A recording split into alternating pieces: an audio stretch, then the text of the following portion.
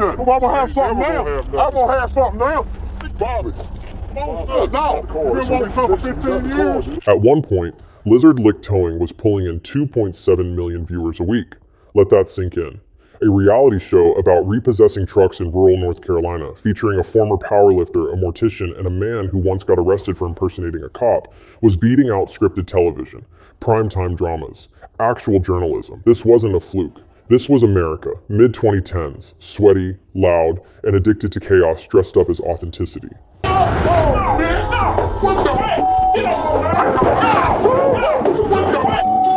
Lizard Lick Towing sold itself as reality.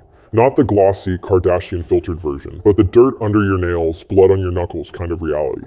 It was marketed as blue-collar grit, honest folks doing a dirty job in a dirty town, with a camera crew somehow always present during the worst-case scenario. Excuse me! Hey!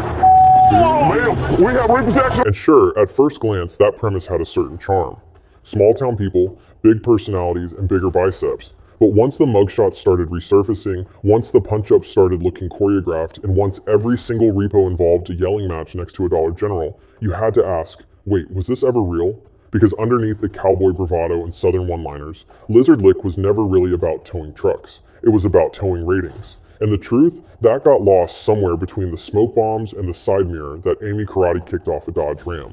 In this video, we're diving deep into the cultural car crash that was Lizard Lick Towing, a show that started with promise, exploded into parody, and left behind a trail of fan pages, felony charges, and Facebook conspiracy theories. What I'm gonna do? I'm gonna tell you what I'm gonna do. I got money. What are you? All right, so we're gonna see if we can get this bike. This is the rise and fall of America's favorite repo soap opera. And yes, it gets dumber than a raccoon at a rave. Before the brawls, before the merchandise, before the fan pages begging for a reboot, Lizard Lick Towing was just that, a towing company. No cameras, no catchphrases, just Ron and Amy Shirley repoing cars in a North Carolina town with a name that sounds like a rejected Pokemon. It all started in 1998. Ron Shirley, a man built like a protein shake and powered by redneck theology, bought a single tow truck and started hauling cars in Lizard Lick, NC. His wife Amy, a licensed mortician and competitive powerlifter because why be normal, ran the business with him. And they weren't just good at towing, they were television good. Oh, we're not doing it. It's a $5,000 job. How much? A $5,000 Okay, we job. might do that. On the way. Fast forward 10 years. The couple catches the eye of True TV producers while filming segments for All Worked Up, a show about people losing their minds on the job. Ron and Amy weren't just repo agents, they were characters. Ron talked like a Southern Shakespeare on Monster Energy, and Amy could deadlift your car and your ego. True TV took one look and said, yep, that's our gold mine. In 2011, Lizard Lick Towing debuted as its own series.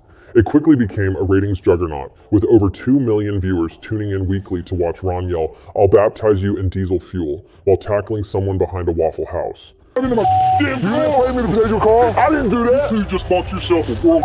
No, Ron, come on. The formula? 1 part chaos, 1 part comedy, and just enough Southern sincerity to pretend it was wholesome. Viewers ate it up. These weren't Hollywood elites. They were relatable, loud, unfiltered people who somehow made repossession seem like community service with fistfights. And True TV loved it. By season 3, Lizard Lick was one of their flagship shows, complete with fan merch, theme tracks like Big Smo's Lick Life and Colt Ford's Hook and Book, and catchphrases printed on t-shirts. Lick Life wasn't just a brand, it was a lifestyle. But as we all know, reality TV fame is like a repo. Easy to gain, even easier to lose. By the time Lizard Lick Towing hit season 3, it had everything a hit reality show needed. Millions of viewers, viral clips, dramatic confrontations, and a lead character who looked like Hulk Hogan got baptized in barbecue sauce. But like any tow job gone wrong, the warning lights were flashing early, and no one was paying attention. The first real dent in the chrome came from something very American, a mugshot. In 2012, right as the show reached peak popularity, Ron Shirley's 2008 arrest resurfaced online. Turns out, in 2008, just a few years before his rise to televised repo fame, Ronnie was arrested on allegations that he directed one of his employees to impersonate a law enforcement officer during a vehicle repossession. Yes, before he was Reverend Ron, he was allegedly Sheriff Ron without the badge or the legal credentials. The photo? Glorious. It showed Ron looking like he had just been caught shoplifting moonshine and protein powder. The internet, predictably, exploded. Critics pounced. How could the same guy preaching morality in every episode be facing charges for fake cop cosplay? It was the kind of cognitive dissonance only reality TV can provide. Sermons on ethics from a man who once encouraged felony cosplay as a business strategy. And this was just the beginning. Another crack appeared where most reality shows eventually rot: authenticity, or more accurately, the lack of it. Go, Randy. Go, just go. Come on, taking the damn bike. Bitch, you're not taking the bike, bitch. By season 4, viewers were starting to notice that every single episode followed the same bizarre pattern. Find the deader, yell at the deader, deader throws a punch, someone crashes into something. Ron delivers a southern proverb nobody asked for. It was formulaic to the point of parody. Watch 2 episodes and you could basically storyboard the rest of the season in your sleep. Even loyal fans began asking the big question, wait, is this all fake? Spoiler, according to critics, yeah, kinda. Behind the scenes, the chaos was about as organic as a gas station hot dog. According to professionals in the actual repossession industry, many of the confrontations blatantly violated standard operating procedures. One veteran repo agent described the show as a fantasy land where no one has ever heard of peaceful repossession laws. Apparently, slamming a client through a fence while delivering a life lesson isn't exactly encouraged by legal experts, and the industry wasn't amused. Professionals felt the show gave their job a bad name, turning a dangerous but disciplined profession into a circus of staged stunts and shirtless screaming.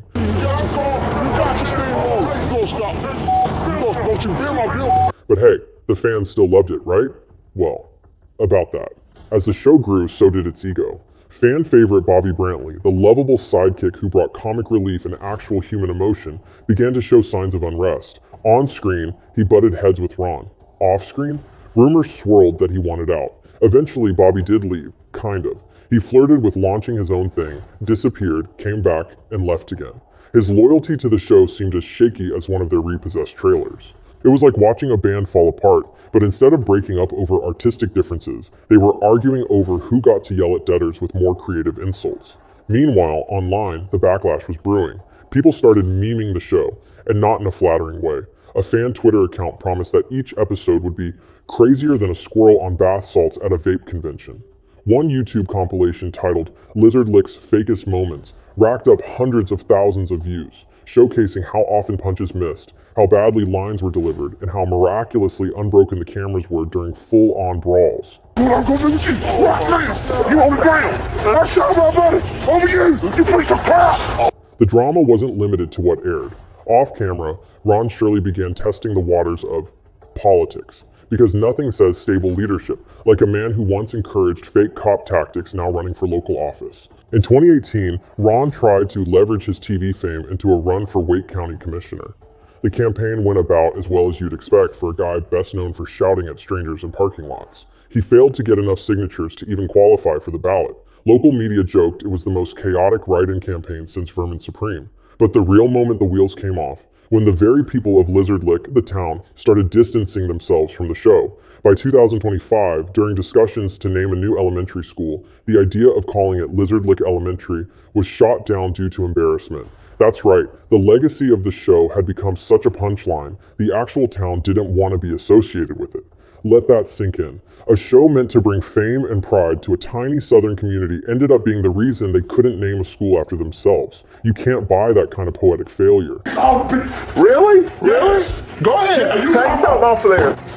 I saw the image. Meanwhile, True TV started pulling back, as scripted reality fatigue set in, and with viewers now aware that reality meant carefully staged tractor brawls, the ratings began to slip.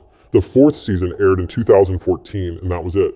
No official finale, no grand goodbye, just silence, and maybe the faint sound of a monster truck doing donuts in the distance. The fans were blindsided, petitions sprang up, Facebook groups like Bring Back Lizard Lick Towing swelled with tens of thousands of members, but no network picked it up. It was over, the repo was final, yet somehow the content didn't die. Clips lived on as TikTok memes. YouTube was flooded with top 10 craziest Lizard Lick moments videos. Reposts of Ron getting hit with a trash can. Amy drop-kicking a car door. One-liners like hotter than a goat's butt in a pepper patch became the stuff of internet legend. It had failed as a TV show, but it had succeeded as content. And in the late capitalist media circus, maybe that's all that matters. Let's be clear. Lizard Lick Towing isn't bad because it's fake. It's bad because it's bad at faking it.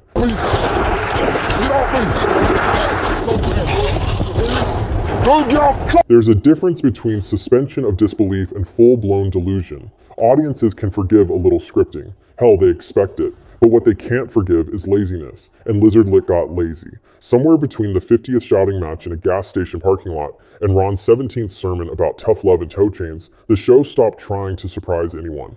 Every episode felt like deja vu and camo pants. What started as a scrappy, chaotic slice of life from small-town repo culture mutated into a predictable drama loop. Show up, scream, someone throws a punch, someone else gets tackled into a kiddie pool, cut to commercial. It was a reality show that felt like a parody of itself by season 4, and not in the fun Trailer Park Boys way, but in the we're out of ideas, let's recycle season 1 way. Worse, the show couldn't keep up with its own mythology. Ron was a repo man and a preacher and a motivational speaker and a political candidate. Amy was a mortician and a wife and the baddest enforcer in the South. Bobby was just confused. It was like watching a low-budget Marvel Cinematic Universe collapse under the weight of its own origin stories. Come on, come on. Get this little muscle right here. Have you got it? Yeah, I got it, son. But the real problem, the core issue, is that Lizard Lick Towing was pretending to be about real people while actively insulting your intelligence. Every time a debtor swung and missed like they were auditioning for WWE SmackDown, it chipped away at what little credibility the show had left. Even diehard fans admitted they stayed for the chaos, not the story. One viewer summed it up best in a YouTube comment. It's like pro wrestling, but with trucks, and worse writing. At some point, even True TV gave up. The network that once bragged about Lizard Lick as its flagship leaned harder into actual comedy shows, because at least those admitted they were fake. And yet the show still lingers, not as a program, but as a punchline, as meme fuel, as a cautionary tale about what happens when a brand drinks too much of its own Mountain Dew. Lizard Lick Towing could have been something. It really could have. There was a brief, glorious moment when the show teetered between chaos and charm, when Ron's weirdly profound redneck wisdom, Amy's Mortal Kombat energy, and Bobby's lovable confusion somehow formed a functioning triangle of trashy brilliance. It gave people an escape, a guilty pleasure, a fantasy of justice served hot and shirtless. Get off this truck. And his ass is mine. I'm gonna get rid of his ass right freaking now. But like so many reality shows before it, Lizard Lick mistook noise for substance. It forgot the golden rule. If you're gonna fake it well. And if you're not gonna fake it well, at least don't get arrested while doing it. What's left now is a cautionary tale about the price of reality fame, about what happens when content outlives context, and about how you can build an empire out of catchphrases and car doors, but you can't hold it together with zip ties and Ronisms forever. And yet, maybe that's why people still talk about it, because Lizard Lick wasn't built to last. It was built to explode, loudly, spectacularly, in front of a camera, with a motivational quote and a folding chair. So, what does it say about us that we watched it all happen? Anyway, if you enjoyed this repo of pop culture's weirdest moment, smash that like button like Ron smashing through a double-wide door. Subscribe for more media postmortems, meme autopsies, and philosophical breakdowns of shows that peaked in 2013. And tell us in the comments which reality star should never be allowed near elected office. Because if Lizard Lick Towing taught us anything, it's this. Sometimes the repo man comes for your truck, sometimes he comes for your dignity.